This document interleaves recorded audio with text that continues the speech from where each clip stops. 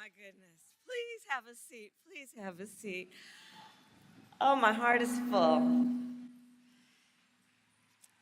To our Supreme Basilisk, Danette, Anthony Reed, thank you for your leadership, your kind words, your friendship, and all that you do. To the members of the Directorate, to my dear friend, Dr. Glenda Glover, and to all Supreme Bacilli, thank you for your years of leadership and mentorship.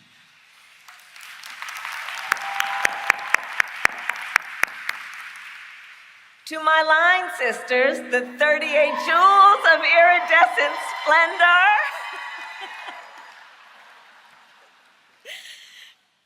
Oh, you are such an incredible part of my journey, and I love you guys. Thank you for being here. And to all those who serve Alpha Kappa Alpha Sorority Incorporated, it is an honor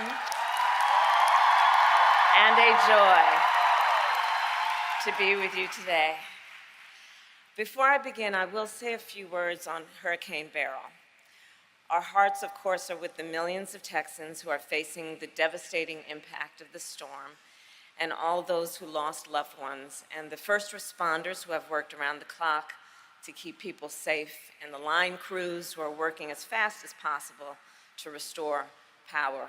President Biden has approved a major disaster declaration, and we will continue to stand with the people of Texas as we rebuild and recover. And with that,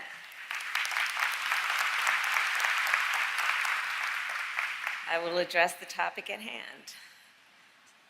Sorors, as many of you know, this sisterhood has been a part of my life since my earliest days, starting with my aunt, Miss Christine Simmons, who was initiated in 1950 at Howard University. And from 1978 to 1981, she served as Basilisk of Alpha Nu Omega chapter in Oakland, California. And in fact, one summer, Auntie Chris hosted one of our revered founders, Miss Norma E. Boyd, who was then 93 years old. And Miss Boyd gave me her book, A Love That Equals My Labors, which she signed to Kamala with love, Norma E. Boyd.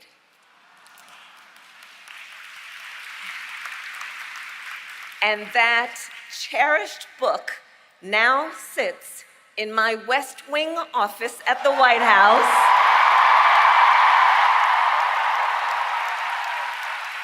as a testament to our enduring legacy. A legacy that began 116 years ago when Alpha Kappa Alpha Sorority Incorporated was founded to create desperately needed social and legal change and to build networks of support for Black college women. Our sisterhood was also founded, as we know, in the face of profound challenges in our country. Think about it. In 1908, women were not guaranteed the right to vote. There was not a single Black person in the United States Congress. And that year, 89 Black Americans were lynched, and that was just the number that was documented. And yet, despite all of this, and perhaps because of it, our founders believed in the power of sisterhood and service. And our founders believed in the promise of America. A promise of freedom, opportunity, and equality, not for some, but for all. For generations, in furtherance of the vision of our founders, we have fought then to realize that promise. From our creation of the Mississippi Health Project in the 1930s,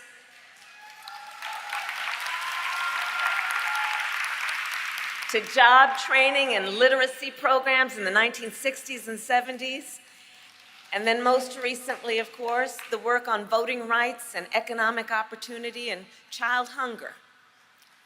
Throughout our history, the leaders of Alpha Kappa Alpha have stood up, spoken out, and done the work to build a brighter future for our nation, including, of course, in 2020, when during the height of a pandemic, you helped elect Joe Biden, President of the United States, and me as the first woman elected Vice President of the United States.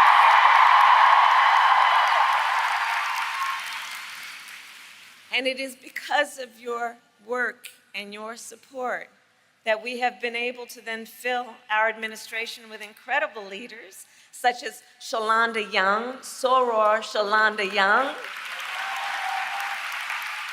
who is the head of the most powerful Office of Management and Budget. She controls the money. And of course, a member of our sorority. The promise of America, the promise of freedom, opportunity, and equality for all people. You know, when we first took office, the president and I knew that to realize that promise, we must address long-standing issues, some issues that people just don't like to even talk about. We decided we must, for example, make healthcare more affordable, because the reality is that access to healthcare should be a right and not just a privilege of those who can afford it. We decided to look at specific communities that have been long suffering on specific issues then, including diabetes. So we decided to address the cost of insulin with the knowledge that Black people are 60% more likely to be diagnosed with diabetes. And we took on Big Pharma and capped the cost of insulin for our elders at $35 a month. We knew to realize the promise of America, we must address the issue of student loan debt.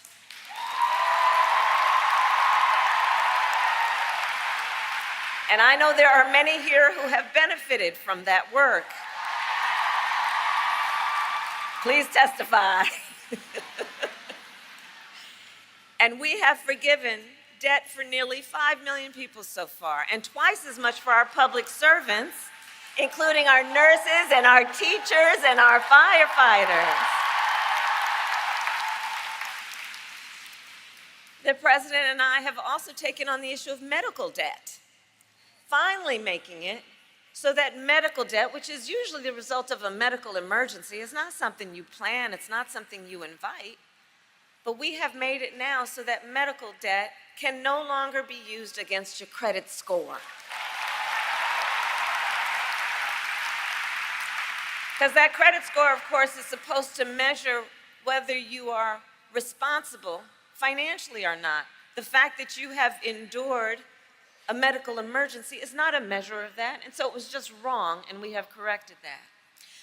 To realize the promise of America, we have addressed the long-standing crisis of maternal mortality.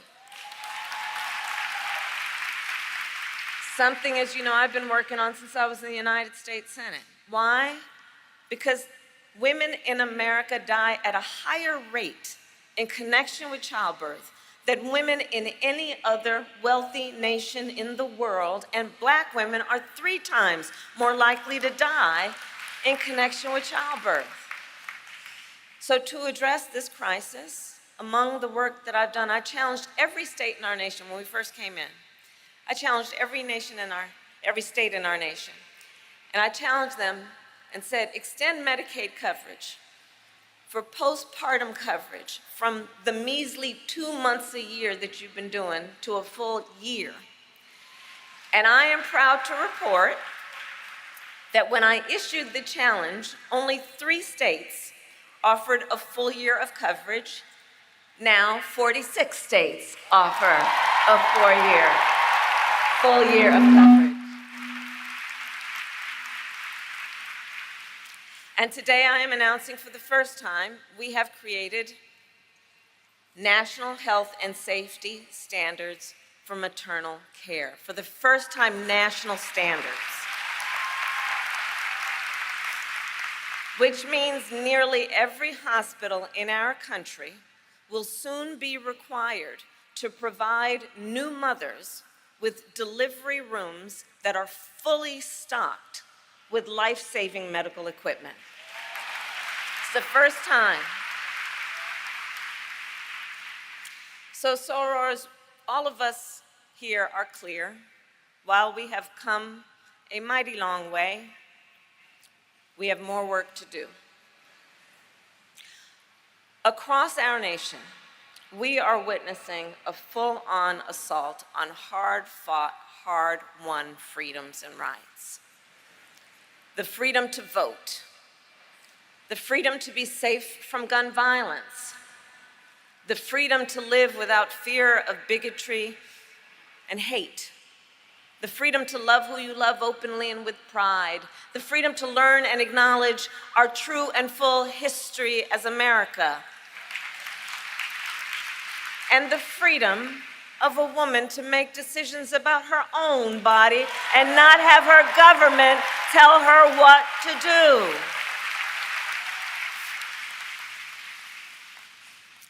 And these are not only basic freedoms and rights. These are the pillars of our liberty, the essence of our democracy, and the promise of America. On that last point about the attacks we see on reproductive freedom, understand how we got here. Then President Donald Trump handpicked 3 members of the United States Supreme Court, the Court of Thurgood, because he intended for them to overturn Roe v. Wade, and as he intended, they did. Now, 2 years later, in the South, where the majority of Black women call home, every state except Virginia has a ban. Many with no exceptions, even for rape or incest. Now, we all know one does not have to abandon their faith or deeply held beliefs to agree the government should not be telling her what to do with her body. If she chooses, she will talk with her priest, her pastor, but it should not be the government replacing her good judgment with its own.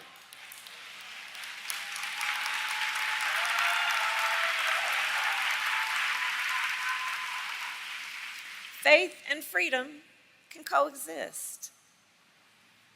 And understand, the former president wants to pass a national abortion ban to outlaw abortion in every single state. But we will not let him. We will not let that happen. We have worked too hard and fought too long to see our daughters grow up in a world with fewer rights than our mothers.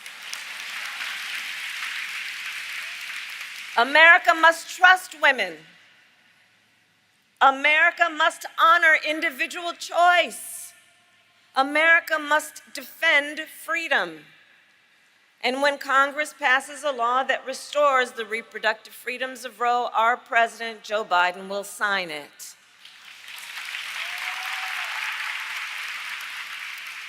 And there is so much at stake in this moment, including last week, when the Supreme Court basically told this individual, who has been convicted of fraud,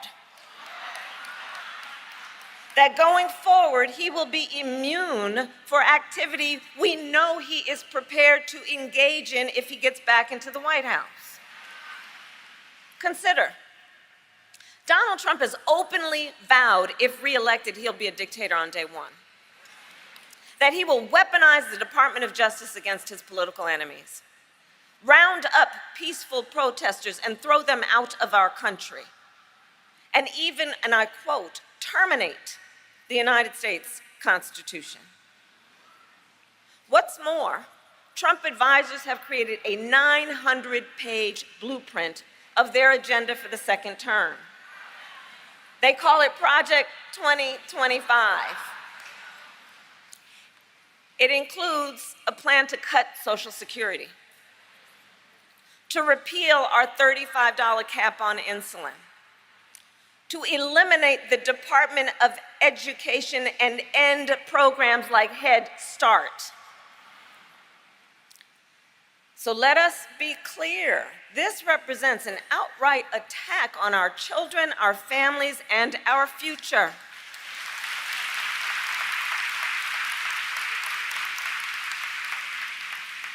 And all of this is to say, I do believe this is the most existential, consequential, and important election of our lifetimes. Sorors,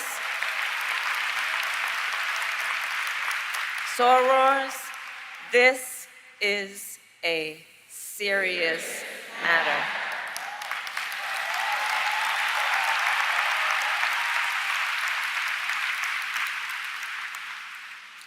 And so in this moment, once again, our nation is counting on the leaders in this room to guide us forward, to energize, organize, and mobilize, to register folks to vote, and to get them to the polls in November. Because we know when we organize, mountains move. When we mobilize, nations change. And when we vote, we make history.